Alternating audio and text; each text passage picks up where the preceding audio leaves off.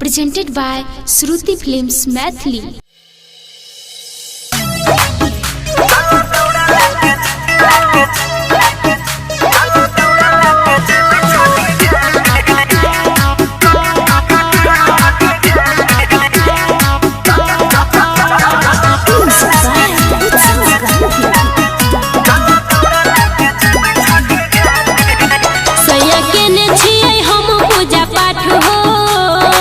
जल्दी चलू सैया केने छियै हम पूजा पाठ हो दौड़ा लेके चलू सैया छठी घाट हो दौड़ा लेके चलू संगे छठी घाट हो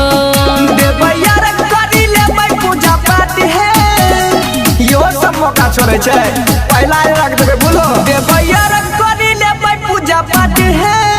चला दौड़ा लेके जेबै छठी घाट है चला दौड़ा लेके जेबै छठी घाट है चला चला अब तोरे में देरी छो जानी लो जल्दी शांति काली में एगो राजा निवासी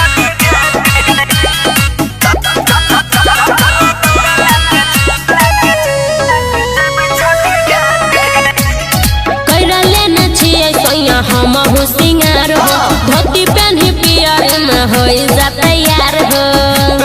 धोती कुर्ता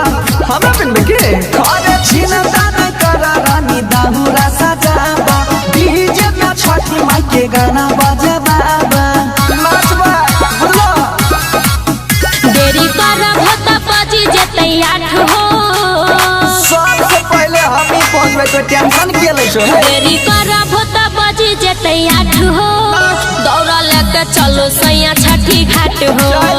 दौड़ा लेके चलू संगे छठी घाट हो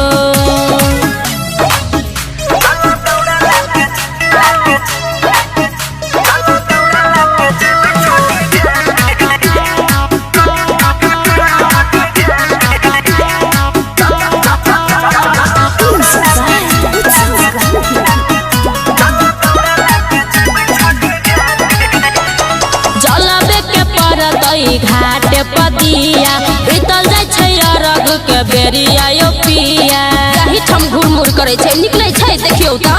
आहे घटिया पर होतै खूब धूम धड़ाका चुनु मुनु फोड़े छुरा छुरिया पराका हमर बादल बम लागलिए सुपारी अच्छा देवर कृष्ण निहारे होतै बाट हो आधे रात में उठ के गेलै पता नहीं कहां होतै बहुत सुमन सोना बाजे नहीं दयाठ हो